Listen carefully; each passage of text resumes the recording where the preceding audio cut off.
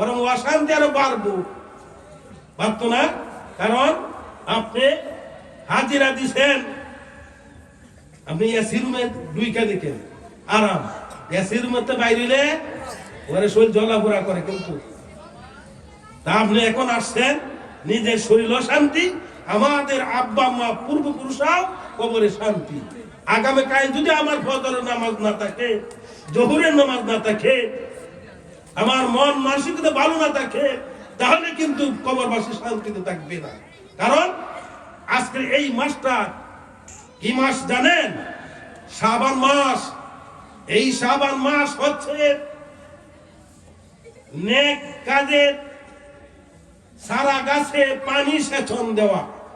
আর আগের মাসটা গেছে রজব মাস। এই রজব মাসের কাজ ছিল বান্দা যত প্রকার নেক কাজ আছে, নেক কাজের বীজ বপন করা। কথা বুঝবেন? রজব মাস হচ্ছে বীজ বপনের মাস। আমরা যে কৃষি কাজ করি, কৃষি কাজ করলে প্রথমে আমরা কি করি? রোয়া লাগাই, যে বৈশাখী ফসল, বৈশাখী ধান লাগে, এখন রোয়া লাগাইতেছে, এটা বীজ। এইরকম ভাবে যেগুলির বীজ বপন করি, বীজ বপন করার পর খেতে পানি দেই না? খেতে যদি পানি না দেই ভালো ফসল করা আশা করা যায়? অতএব আমরা কি করি? পানি সেচ দেই, সার গোবর দেই, ক্ষেত বাছি আগাছা সাফ করি, তারপরে বৈশাখী ফসল কাটা খেত 8 মণ 7 মণ ধরে। আমার বন্ধুগণ, এই যে রমজান মাস আমাদের সামনে, এই রমজান মাস আমাদের ফসল তোলার মাস। আজকে এই শাবান মাসে আমরা পানি সেচ দিব, তার মানে রমজান শাবান মাস হচ্ছে রমজান মাসের প্রস্তুতির মাস। রমজান মাসে ভালো ইবাদত করার জন্য এই মাসে আমরা প্রস্তুতি নেব। না না কি বলে আমার বন্ধুগণ, আজকে আমরা এই রমজান আসে যায়, আমরা প্রস্তুতি নেই না। এই শাবান মাস প্রস্তুতির মাস। একটা খেলা যদি হয়, ওই খেলার আগে উভয় পক্ষ প্রস্তুতি নেয়, যারা উভয় পক্ষ মাঠে খেলতে পারে। এরকম ভাবে একটা বাড়ি ঘর করলে এর পূর্বে এর প্রস্তুতি নেওয়া হয়। প্রস্তুতি নিয়ে আপনার প্ল্যানিং, তারপরে ইট সিমেন্ট ইঞ্জিনিয়ার মেপে জুপে ঠিকঠাক করে, এইভাবে যত কাজ আছে সব কাজের পূর্ব প্রস্তুতি আছে। আমার বন্ধুগণ, এই পূর্ব প্রস্তুতি রমজান মাসের আছে, ইবাদতের আছে। যার এই শাবান মাসে প্রস্তুতি থাকবে না, এভাবে একবার রমজানের আগের দিন তারাবি যেদিন পড়বে, এই দিন আমরা একজন মুসল্লি আরেকজন মুসল্লিকে, একজন মুসলমান আরেকজন মুসলমানকে জিগাই, কি গো ভাই আজকে কি তারাবি? এরকম জিগাই না? আজকে কি তারাবি? যে লোকটা জিগায় তারাবির দিন আজকে তারাবি, এর তারাবি এত শরীর না পাক, জামা কাপড় গাম্যা সুরিয়া এটা ফেদা লাগিয়ে রয়েছে, কি লইতে জামা একটা। কিন্তু যে লোকটা এক সপ্তাহ থাকতে শাবান মাস থেকে প্রস্তুতি আছে, এর আগে বাগেই তার পোশাকটা রমজানের প্রথম তারাবি, এই প্রথম তারাবিটা সুন্দরভাবে আদায় করার জন্য, মনোযোগ, সুন্দরভাবে আদায় করার জন্য তার পোশাকটা পরিষ্কার করে রাখবে। কারো কাছে জিজ্ঞাসা করবে না আজকেই তারাবি, বরং সে বলবে তোমরা কোথায় কি করো, চলো যাই তারাবি মসজিদে। এই তার তারাবি আর যে জান্না যাইব টান্না মাইনা তারাবি, দুই তারাবির বেশ কম আছে। আপনি দুনিয়ার যে পাগল, দুনিয়ার বেহুশ, এটা কি আল্লাহ জানে না? দুনিয়ার বেহুশ। রমজানে দেখবেন কিছু ব্যবসায়ীরা নামাজ পড়ে না, রোজা রাখে কিনা আমি জানি না, নামাজ পড়ে না, তারাবির সময় দুমছে দিকে। আর কিছু কাস্টমার দুমছে দিকে রমজান কইতে যাক টের পাওয়া যাক, এরা লাগে কি খালি বিনি কিনি। আবার এক শ্রেণী দেখবেন খালি খাওয়ার তালে আছে। আবার রমজানের 15 দিন আগে গেলে 13 দেখবেন আপনি ঢুকতে পারবেন না, কারণ মহিলারা সেইখানে গ্রাম এলাকা থেকে ওটু বরিয়া আয়া করে, তার হাজবেন্ড কেউ বলে না, টেহা আদায় করে, টাকা দাও মার্কেট করবো আমরা, এরা বাজার করবো মার্কেট করে। এই সব কারণে এই আসার আগেই রমজানের ভিতরে দুনিয়ার কাজ করার জন্য পাগল হয়ে যায়, তার জন্য কি তারাবি? অথচ আল্লাহ রাসূল বলছে আল্লাহুম্মা বারিক লানা ফি রজব ওয়া শাবান ওয়া বাল্লিগনা রমাদান। আল্লাহুম্মা বারিক লানা ফি রজব ওয়া শাবান ওয়া বাল্লিগনা রমাদান। পড়ুন আল্লাহুম্মা বারিক লানা ফি রজব ওয়া শাবান ওয়া বাল্লিগনা রমাদান। আয় আল্লাহ, আল্লাহ নবী আল্লাহর কাছে দোয়া করতেন, আয় আল্লাহ রজব মাস হাজির হইল, রজব মাসের যত বরকত রহমত আছে আমার নসিব করো, আমাদের নসিব করো। শাবান মাস আইলো, একই দোয়া করতেন। তারপরে বলতেন ওগো মাবুদ, রজব মাস চলে গেল, শাবান মাসও চলে যাচ্ছে, আয় আল্লাহ তুমি আমাদের হায়াতটা বাড়িয়ে দাও, আমাদেরকে ওয়া বাল্লিগনা রমাদান, আমাদেরকে রমজানে পৌঁছায়া দাও। আল্লাহ রাসূল যদি এই রজব মাস জুড়ে, শাবান মাস জুড়ে এই দোয়া করতেন, তাহলে আমরা কি করব? আমরা কি করা দরকার আছে? আমরা কি দোয়া করব?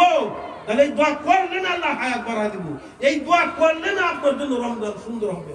আপনারা দেখবেন রমজান আসা প্রথম দিন থেকে গ্যাস্ট্রিক আলসার মারা লেগে দেখবেন, গ্যাস্ট্রিক আলসার না থাকলে আমি গ্যাস্ট্রিক দেখবেন কপালটা বেহায় দেয়, ফিটটা বেহায় দেয়, কোমরটা বেহায় দেয়, বলে বিষে ব্যথা, রোজা রাখতে পারি না ভাই, আমি কি রোজা রাখতে পারি না?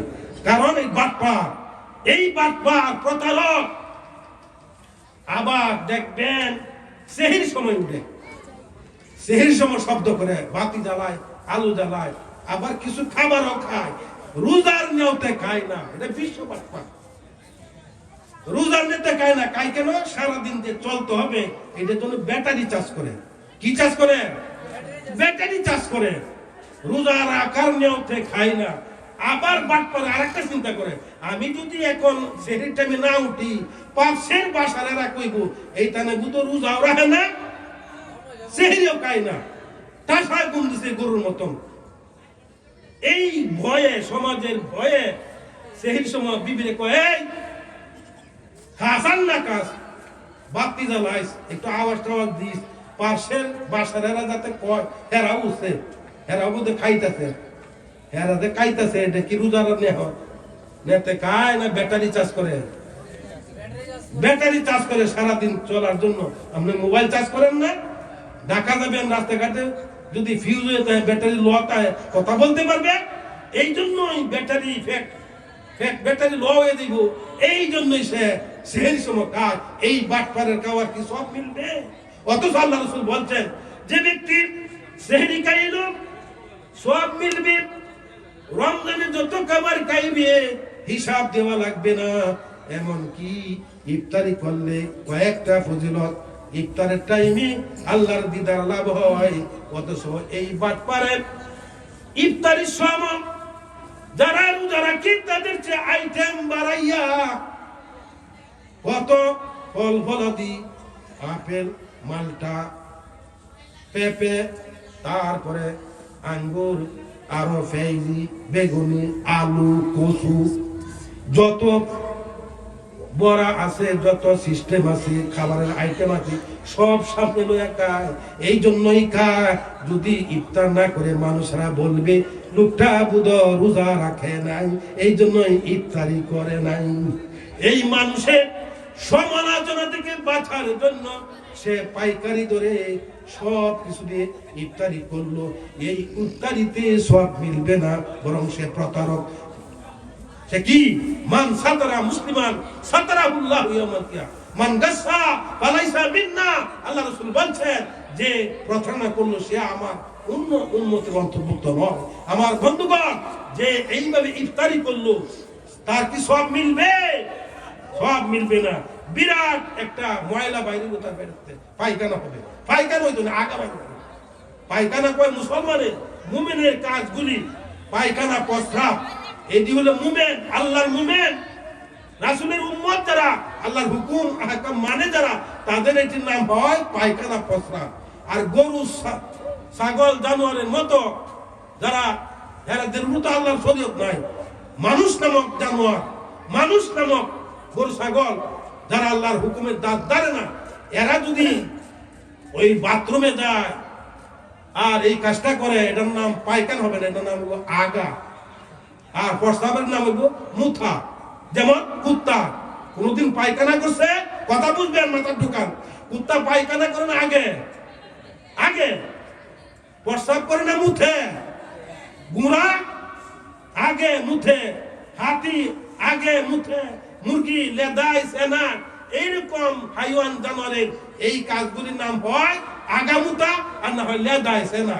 কিন্তু কোন মানুষের, কোন আলেমের, আল্লাহর ওলির, মুমিন বান্দার এই কাজগুলিকে শুনছেন কইতে যে আল্লাহর ওলি লেদাইছে, সেনাইছে, ইমাম সাহেব লেদাইছে, সেনাইছে, খতিব সাহেব লেদাইছে? কয়টা? কি কয়? হুজুর প্রস্রাব করছি, পায়খানাত গেছে, হ্যাঁ অমুক প্রধানী সাহেব পায়খানা করছে, প্রস্রাব করছি। অর্থাৎ সম্মানিত মানুষ, আল্লাহর বান্দা, তার কাজগুলিও সম্মানিত নাম, রুচিশীল নাম, হ্যাঁ রাখছে পায়খানা, প্রস্রাব। আর যদি বলে মেহমান বেআই সাহেব লেদাইছে, আপনার বেআই, আপনার ভাই আরো থাকবো, কুটতে দৌড় দিত না, কার বাই তাইলাম? আমি গেছি বাথরুম, আমার কয় আমি বলে লেদাইছি, সেনাইছি। হ্যাঁ জামাই আইছে আপনার ভাই, যদি আপনি কয় এই জামাই লেদাই আইছে, সেনা আইছে, এই বানি দে, জামাই আপনার ভাই থাকবো? বলে কার বাইতে হলাম? এটা তো গরু ছাগল আমার শ্বশুর, এটা তো জানে না, ভদ্রতা নাই, কিস্তা নাই। হ্যাঁ এটা কয় আমি লেদাইছি, সেনাইছি। আপনার নতুন বউ গেছে শ্বশুর ভাই, যদি শাশুড়ি কন্যারা কয় বলে বউটা তো লেদাইয়া দিছি, সেনাইয়া দিছি, তে কেন বুঝুন বাসর করবো, স্বর্ণ মরে যাইতো না? তাহলে বুঝেন, একটু নিজে নিজে নেন, নিজের উপরে নিজে নেন, নিলেই বুঝতে পারবেন আল্লাহ কত মেহেরবান, কত দয়ালু। যে মানুষ, যারা মানুষ, তিন অক্ষরে মানুষ, আর তিন অক্ষরে বলদ, বলদ বলদ, বল দেয় কামনে লেদানি সানানি, আর তিন অক্ষরে মানুষ, যারা সে হোশ, যারা সে বিবেক, যারা সে বুদ্ধি, যার বুদ্ধি দিয়ে বিশ্লেষণ করে বুঝতে পারে এটা ভালো, এটা মন্দ, এটা খারাপ, এটা জায়েজ, এটা না জায়েজ, এটা হালাল, এটা হারাম, এটা কারা বুঝে? একমাত্র যারা বিবেকমান, যারা বুদ্ধিমান, যাদেরকে আল্লাহ পাক আকল দিয়েছেন। আর এই জন্যই মানুষকে আল্লাহ পাক বলছেন ওয়ালাকাদ কাররামনা বানি আদম, আমি আদমকে অত্যন্ত সম্মানিত করে সৃষ্টি করেছি। সেই আদম সন্তান যদি আল্লাহকে না চিনে, আল্লাহর হুকুম না মানে, রাসূলকে না চিনে, রাসূলের আদর্শ না মানে, তাহলে আল্লাহর গোলাম থাকবে না, অবাধ্য গোলাম হবে। আমার বন্ধুগণ, আয়া বলছে এই কি আইছে দেখছে, আয়া বলছি আপনি যে ইবাদত করবেন খাইতে হবে না, না খাইয়া ইবাদত চলবে।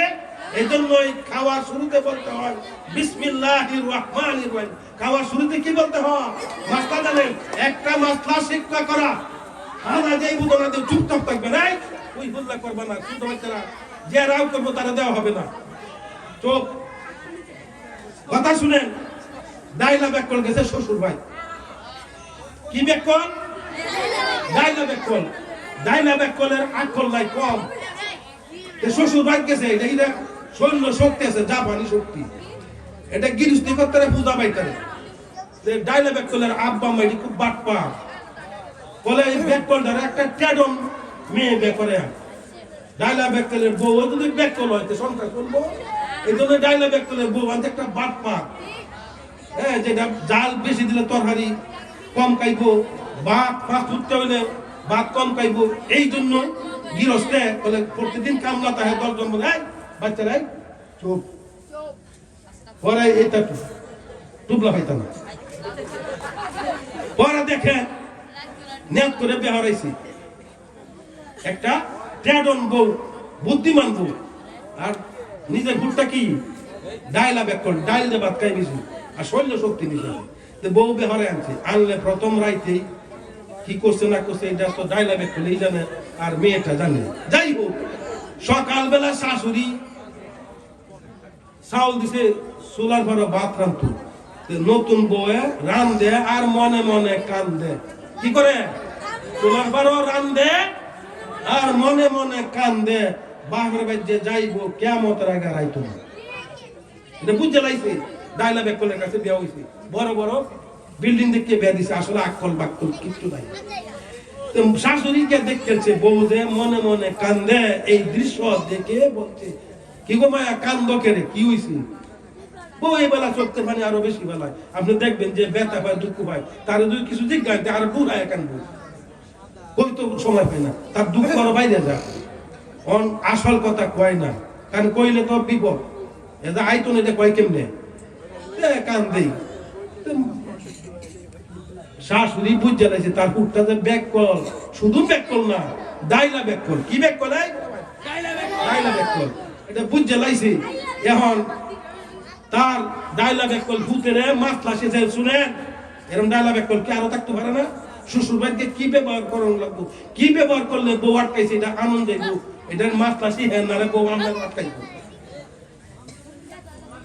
এখন ডাইলা ব্যাক করলে মা জিগা কিরে ভূত তুই বউর সাথে রাতে কি ব্যবহার করছিস বউ যে চুলার ফারো রান্দে আর কান্দে আমি জিজ্ঞাসা করছিলাম আরো কান্দে কইল না কারণটা কি ডাইলা ব্যাক করল তো আর কই তোমার না সিহন কথা তো এটা করে করছে ব্যবহার ভালো করছে না কইতে কইতে আকল নাই ডাইলা ব্যাক করল পরে মা বাপে শিক্ষা দিছি যে তোর বউ তো যাইব বাপের ভাই তোর দাদি শাশুড়ির সাথে বউয়ের ভাই বউর সাথে আসল কথা কইব বউ যে আইতো না আর তুই যে কি জাতে হু এটা কইব তো তোরা সাইডটা মাসলা শিখাই তুই যদি এটি বাবা শ্বশুর বাড়ি দিয়া ফিট করতে রস চালু করতে রস সিরিয়াল ঠিক রাখতে রস তাইলে বউ আরো দিয়ে দিব যত কইব ব্যাক কর অত হেরা বুঝতো না কি প্রথমেই বাইক বুককে সাইডটা মাসলা শিখি 1 নম্বর মাস কইল তুই শ্বশুর বাড়ি দিয়া সালাম দিবি প্রথম নম্বর সিরিয়াল আসসালামু আলাইকুম নবীজি বলে সালাম কাবলাল কালাম তুমি কথা বলার পূর্বে সালাম দাও তারপরে কথা কও এটা হলো নিয়ম শিক্ষিত হোক অশিক্ষিত হোক ধনী হোক দরিদ্র হোক এটা বড় কথা না তুমি আগে সালাম দাও এটা নবীজির শিক্ষা এর আমরা কিছু কথা কই এরপরে সালাম দিই এটা হয় না তারপরে কই আসসালামু আলাইকুম আসসালাম তারপরে কই আসসালামু আলাইকুম এটা কইটা তুই মরস না আমি মরছস না হলো তুই বল তুই মর এতই এক সালাম দিতে হবে আসসালামু আলাইকুম শুদ্ধ করে আসসালামু আলাইকুম আসসালামু কোন যাইতো না আসসালামু কোন যাইতো না সাম হলো সিন আলিফ দাও সা মিম সাম এই সাম শব্দ তো তুই মর রাসূলের দরবারে তখন পর্দার আয়াত নাযিল হয় নাই আয়েশা রাদিয়াল্লাহু আনহা উপস্থিত মসজিদ নববীতে একদল ইহুদির দল আয়েশা বলল আসসালামু আলাইকুম আয়েশা রাদিয়াল্লাহু বলতে ইয়া রাসূল আপনি শুনেন না এরা কি বলছে বলে আমি শুনছি আমি এদের সালাম গ্রহণ করি নাই এদের কাছে ফিরাইয়া দিছি অতএব আমরা সালাম দিব আসসালামু আলাইকুম শুদ্ধভাবে তাহলে সেখানে আল্লাহর পক্ষ থেকে শান্তি বর্ষিত হবে এখন এই যে ডাইলা বেকল ফুতেরে কি শিক্ষা দিল শ্বশুরবাড়ি ঢুকে কি বলতে হবে আসসালামু আলাইকুম 1 নম্বর কাজ এক সপ্তাহ ধরে ফুতেরে শিখাইছি 2 নম্বর কাজ সালামটা দিয়ে তোর শ্বশুরের সাথে গলাগলি করবে মুয়াদাকা করবে যেটা আমরা ঈদের মাঠে করি সারা বছর করি না ঈদের মাঠে আমরা এটা করি না আর যারা একটু ভদ্র টাইপের এরা এই মুরব্বী দেখলে বা নতুন জামাই বা আত্মীয় আসলে আমরা গলাগলি করি মুসাফা করলে গুণা জড়িয়ে যায় আর গলাগলি করলে আরো জড়িয়ে যায় যাই হোক 2 নম্বর কাজ কি গলাগলি করা মুয়াদাকা করা 3 নম্বর কাজ হইল তোর শ্বশুররা ভালো মন্দ জিজ্ঞাসা করবে যে আব্বা আপনি কেমন আছেন শরীরটা আমাদের কেমন যদি শ্বশুরে বলে ভালো তা কইবে আলহামদুলিল্লাহ আর যদি কয় না বাবা শরীরটা তেমন ভালো না আমার অসুস্থ কুহাইতেছি বলে আল্লাহ আপনারা ভালো করবো চিন্তা করবেন না এই কথাটা কইবি 4 নম্বর তো শাশুড়ি বাদ দিলে কইবে বিসমিল্লাহি আলা বারাকাতিল্লাহ বিসমিল্লাহ কয়ে শুরু করবে কথা বুঝছে কয়টা কথা কইছি 4টা 1 নম্বরে সালাম দেওয়া 2 নম্বরে গলাগলি করা এই জামাইদার আছো বা বিয়া করবা দিমাগটা শিখে রাখো না রে কবে জামাইটা ডাইলা ব্যাক কর এটার ভদ্রতা নাই হ্যাঁ 3 নম্বরে শ্বশুরকে জিজ্ঞাসা করেন ভালো মন্দ হ্যাঁ আব্বা আপনি কেমন আছেন 4 নম্বরে বাদ দিলে শাশুড়ি কইবা বিসমিল্লাহি আলা বারাকাতুল্লাহ যদি বারাকাতুল্লাহ নাও কইতারো বিসমিল্লাহটা কইলে হুনাইবা যে না জামাই যত কুদাইতা বিসমিল্লাহ কই স্টার্ট করতে এখন শ্বশুর বাড়ি ঢুকাই 4 নম্বরটা থেকে 1 নম্বর বিসমিল্লাহির রহমানির রহিম শ্বশুরে কি দিছে 4 নম্বরটা কি দিছে 1 নম্বরে এটা তো ব্রেন নাই ডায়লগ একদম যাইতে শ্বশুর বাড়ি যাইতে সিরিয়াল ভুলিয়া 4 নম্বরটা থেকে 1 নম্বর তখন যেই কইছে বিসমিল্লাহির রহমানির রহিম এই যে বউ আগে গেছে না কইছে না যে কাটান বেয়া দিছো এটা তো আস্তে ডায়লগ একদম ডাইন বাউছিল না এইটা টেন বেয়া দিছো আমি আর যাইতাম না এখন এই ডাইলা বেকলের আচরণ আর বউয়ের রিপোর্ট মিলছে ওর মা বাবাদের কইছি 2 নম্বর কাজটা কি গলাগলি করা মনে কাজ 2 নম্বর এই কাজটা না এই জামাই দ্বারা ওইবার শুনো শ্বশুর শুয়ে রয়েছে রুগা শ্বশুর কাঠে শুয়ে রয়েছে রুগা যখন ডাইলে বেকল জুতা কুলিয়া উঠতে হচ্ছে কাঠের মধ্যে উঠতে শ্বশুররা আঞ্জা দিল ডলাডলি শুরু হয়েছে গা ডলাডলি শুরু ও মায়া গো ও বাবা গো শ্বশুর শিখানি শুরু হয়েছে কেরেসি খা ডাইলা বেকলের শক্তি গায়ে শক্তি জাপানি শক্তি যখন শ্বশুর শরীর উঠছে বুঝুনি তো এই গলাগুলি করতেছে তখন শ্বশুর গলাগুলি করতে হবে তো দাঁড়ায়া গলাগুলি করার পদ্ধতি কি নিয়ম কি দাঁড়ায়া থাকলে হুতে করবা হুতে করলে রুগাবাটি শ্বশুর তোমার কাজী মরা হয়েছে গা কাজী মরা হয়েছে ডাইলা বেকল উঠতে কয় আব্বা আব্বা আব্বা শ্বশুর তারা হয় না আবার দেখে আব্বা আপনার শরীরটা কেমন আব্বা আপনার শরীরটা কেমন এরকম বুঝেন কোন সময় দেখে কাজী মরা বানায় যেটা জাতিয়া এইবার ডলিয়া ডালিয়া কাজী মরা বানায় আমার জায়গা কেমন ওহন শ্বশুর যদি যাও জব না দি আবার যদি ধরে জাতিয়া তখন কয় তোর বেটা রাহুল না তুমি তো আমার মাই দিবা কাজ রাই লাগবো তুমি তো বেটা কাজ রাই এই যে মা কইছেন যদি কয় অসুস্থ দেখবেন ভালো না কয় হাত ডাক্তার খুব ভালো ডাক্তার আমরা কিন্তু যত রুগী বসে ধুয়ে গেছে না লয়ে গেছে আব্বা আপনি চিন্তা মনে দেন আপনি আপনি যাইবেন মরে দেবেন ওনারা বুঝছে না এইভাবে 4 নম্বর গ্যাপ হয় কারা দিবে তাহলে আসসালামু আলাইকুম ও 4 নম্বরটা 1 নম্বর এইরকম ইসলাম বলছে আজকে আমরা এমন ব্যাকল